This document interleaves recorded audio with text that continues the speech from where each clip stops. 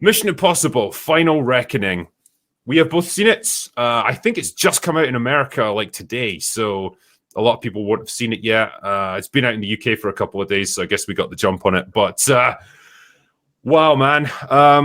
I was hoping for a return to form after Dead Reckoning. It felt like, they'll have learned their lessons a little bit from that. There was a few mistakes made in that movie. It was a little bit disjointed. The AI thing wasn't a great villain. And I thought, they'll put it right for this one. And this is a real, going out on a high kind of situation. Kind of wasn't like that, was it? No, not remotely. Yeah. There were nearly 3 hours of just exposition. Yeah. And so, for the benefit of people watching this, right, we will start with no spoilers, right? So we'll just start off vague. We'll give you the general outline of the setup for this movie and some overall thoughts, but maybe we'll save the spoilers until a little bit later in the stream, especially when the others are here. But yeah, what I will say is this story suffers from way too many MacGuffins. The plot is almost entirely built around MacGuffins, right? The AI from the previous movie is now running amok. It's a threat to the whole world. It wants to take control of everyone's nuclear arsenal. So that's the general plot line. And they need to find a way to combat it. So there's a MacGuffin to capture it, and then there's another MacGuffin that will infect it with a virus, and then there's another MacGuffin that will allow them to disable it. And that's the plot, basically, isn't it? It's just MacGuffin after MacGuffin, and they kind of make life so difficult for themselves because they know that the audience can't really keep track of all these different plot devices, all these different MacGuffins that are constantly getting thrown around. So every 5 minutes, there's an exposition dump. Literally, the characters will all get around a table or whatever and remind everyone of everything that's going on and everything that has to be done for this to work. And it just didn't need to be like that. It's way too convoluted and it's way too fucking long. This movie is close to 3 hours long, and it doesn't need to be. No, you feel every minute. About halfway through, they haven't even found the submarine, which was the whole setup of the first movie. Hello, Mueller. Did you get the message through X then? That was close. No, well, it's funny. 8 minutes late, just in the nick of time, Mueller. Well, everything worked system-wise, but you must have had it happen before. You're like, I'm on time. I can sit back for a moment. And then it's like, oh, shit. Yeah. The clock ran a little too long. And I'll be damned if I don't get on this episode, because I've done all my homework, okay? Yeah, no, absolutely. And we've got George the Giant Slayer as well. Welcome aboard, sir. How you doing, my friend?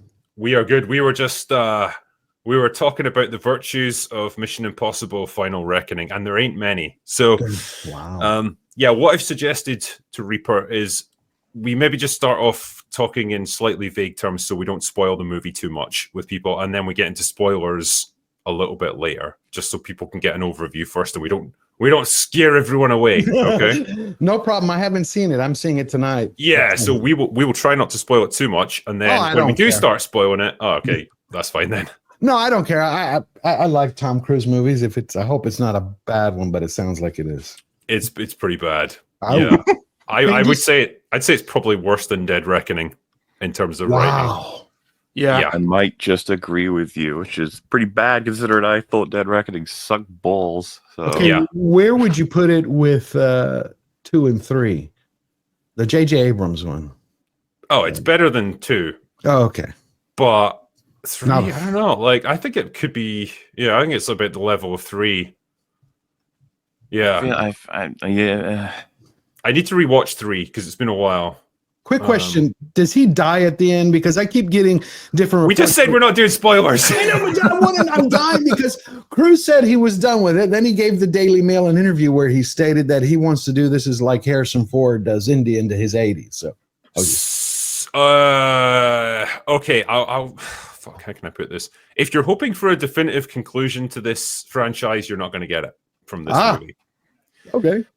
So, but anyway, we were just talking there about the plot is 90% MacGuffins and plot devices, just one thing that needs to happen to make the other thing happen, and it's gotcha. the there's like this ridiculously convoluted chain of events that have to happen at the finale in order to defeat the entity. And so they know that nobody can follow it. They know that people are going to get completely lost in all this stuff that's going on. And so they have to have exposition dumps every 5 minutes where literally all the characters have to constantly brief the audience and remind them of what's going on. And it's so frustrating because they've made life so difficult for themselves with this movie, and they didn't have to. Thank you. I was quite struck. I don't know if you guys were by how horrific the editing was. It's flabby. It's really flabby, and I don't know if it's like. It feels like when people are talking, they're not in the same room as each other. It's like the actors were in different places when they were doing their scenes. Because like so many times it will just be a close-up shot of one person, then another person's talking, it's another close-up shot of them, vice versa, constantly changing. And it's weird. It's like it was shot during COVID where people couldn't be in the same room as each other or something. But I know it wasn't. There's that, but like, I don't know about anyone else. It felt like, especially take, for example, as one of the earliest scenes where they're in that, I don't even know where they were, but, they encounter like this, it's Tom Cruise and he's like, he's being warned, you'll get caught. And he's like, no, I'll be fine. And then he comes out of his cold over and there's two guys looking right at him and they've caught him essentially. I remember that whole scene, it felt like it was a way longer one that got cut down significantly. And I was barely tracking what was happening. And he talks to Haley Atwell in like a little, fucking corridor or whatever. And again, avoiding spoilers or whatever. You remember how that goes. It's a scene that happened. Everything just happened so quickly. And I was just like barely following what was going on. It's really, because it's done out of sequence in that first little section. There's a lot of stuff that happens out of sequence and it keeps jumping back to previous events to like clarify what's going on. And like initially you're like, what the fuck is even happening here? Gradually it fills you in, and again it just made stuff needlessly convoluted and it didn't really achieve anything special. Like there's no real payoff plot wise. It was just being complex for the sake of being complex, and it just how did really McQuarrie sorry I didn't mean to interrupt. How did McQuarrie do as directing wise? I mean I'm just obviously I can tell y'all aren't happy with it. I was just curious. I mean, did it add any of the magic from Ghost Protocol? I think like fight scenes and stuff are probably not as good as say what you would get in Fallout. Mission Impossible Fallout. Sorry, not the show. God. It actually cuts away when Tom Cruise has to fight like three guys. It cuts to Haley Atwell and she just keeps pulling a bunch of faces because Tom Cruise, they clearly couldn't get it to work. So they just did that instead. I mean, I get that was done for comedy purposes. Like, there's a bit where he gets like super violent on people, and like you basically just hear like bang, crash, wallop in the background while she's reacting to it. And then when it's done, there's just like bodies everywhere with like meat cleavers stuck in them and stuff. And I thought that was actually quite odd for Mission Impossible. They've not really ever done that, where it's like hyper violence, quote unquote. Not really compared to a lot of stuff he's done. And then her being like, "Oh my god!" And then he's like, "Well, they were trying to kill us." I was like, okay. That just felt like a strange joke for Mission Impossible. Yeah, it just, the whole thing is like just not as slick and flowing as most of these Mission Impossible movies are, and what we've gotten up until this point. Because you'd think like as they go on, they would really hone it down to a fine art, and it feels like if anything, they've gotten worse over the past couple of movies. I was wondering how they were going to handle this film, considering the amount of exposition you'd need from part one, if for those who haven't seen it, which they obviously are trying to account for now, especially with the renaming, right? They didn't call this part two; they've now called it Final Reckoning, which I thought was funny. But anyway, I was like, how are you going to help people out? And if you remember, the film starts with this like sort of you're inside message. The AI. It's like you're staring into the heart of the entity, and you hear about 20 quotes from the past. It's like, the AI is rah, rah, rah, rah, and it's like, it can be anything it wants. It's controlling the world. Oh, we got to run away. And it's like, oh, okay, I guess that's how they're going to catch us up, by saying how scary it is. And I was like, no, that's not even like the beginning of the exposition. That's just like a little taster. It's like the appetite of the exposition. Then you get, the standard sort of mission, if you choose to accept it, sort of thing. But it goes on for fucking ages, and it even recaps like the whole series. Yeah, because it's like it's like they almost got to the end of making this movie and decided like this is the final one, right? So we need to bring up the nostalgia, we need to bring up like references to all the different movies, and it's just like, right, fine, we'll throw in a montage like this with some really over the top dramatic like monologuing from the president. And the way it sets up Tom Cruise, or sorry, Ethan Hunt, as like this almost Messiah-like character now, who's like fated, it's his destiny to save the human race. It's so weirdly out of step with everything Mission Impossible has been about up until now. I mean, I get that he's often had the fate of the world in his hands, but like he's always just been a guy. He's not like, you know, they don't deal with like fate and destiny and all that stuff. That's like Star Wars level shit. Yeah, you're right. They do, and it comes up several times. Like it is his destiny to put his life on the line for the rest of the world, sort of stuff. It's just like, okay. You keep saying this, and it makes it feel strange as opposed to how it's always felt, which is he's a very talented agent who gets the job done. You know? This is. I wonder if this factors into it a little bit. By the way, the idea of an AI god essentially declaring Tom Cruise to be the Messiah that will save humanity. Like, I don't know, man. It's hard to ignore sometimes. Did you catch? They flash so many images from the past films. Anthony Hopkins' face turns up at one point because he's yeah. I thought that would make you happy. Well, but it was so strange. I was just like, what does that have to do with anything? Like, he's Anthony Hopkins, for anyone who doesn't know, he's like the mission giver in Mission Impossible 2. He's just the guy. Barely who's in like, it, he's barely in it. So but they show everything basically across this film. And that was the other thing I was going to say about the editing. The amount of clips they show, it is like a clip show. Like the editor went nuts. He was told, you know, you need to involve as many clips as possible from the past films to make this seem like the ultimate respectful end to the Mission Impossible franchise. Well, how many times did you see the guy die on the elevator where it goes through his mouth? Oh, that was like 3 times. Yeah.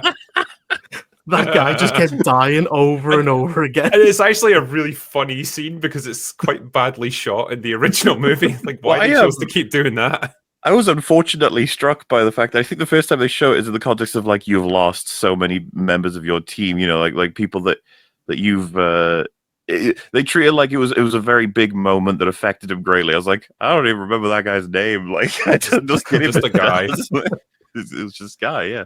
Doesn't the AI show him that stuff as well? And it's like stuff that like no video equipment was recording it like in universe, and so it couldn't possibly show that to him. Oh yeah, you're right, because it's like, well, he got it from his brain, I guess. And it's like, well, he didn't see that. So. Yeah, exactly. It's just like, I don't know. It's like the AI's breaking the fourth wall and fucking with the audience directly. So I should say this as well. Sorry, on you go. I was just going to say, the problem is trying to tie it to all the past movies to the point where they start retconning events like the rabbit's foot. Oh, like that was insane, dude. We were talking about that. So that was like a bioweapon from like Mission Impossible. Was it Rogue Nation or something? And like now it's been rewritten, so it's like the petri dish that the AI evolved in. And it's like, oh my god, AIs don't work like that. It had a biological stamp on the side of it, and they're now going, no, it's a computer virus. I thought that was the one where he had to be like Belafonte, and it was the Chimera. No, that was 2. I don't blame anybody for mixing these up. But number 3, J.J. Abrams, the fucking primary like thing in the movie is a mystery box. The rabbit's foot, you never find out what it truly is. But Reaper's right. It has like a radioactive symbol on it or something, and Simon Pegg describes it as a thing that if it were released, it would like destroy everything. It's implied to be like a horrible, horrible disease or something that would spread throughout the world and biological. Destroy everything. Yeah, but now. Oh, it's so fucking dumb because they're like, Ethan, remember in Mission Impossible 3 where you never found out what it was? Well, it was the fucking entity. It's like, what are you talking about? No, it wasn't. Again, it's like setting him up as like the creator of the entity. Like he didn't mean to create it, but he released it into the world, and then it evolved into the AI that we see now. Yeah, and like, it's all my fault. It's like, no, and shut up.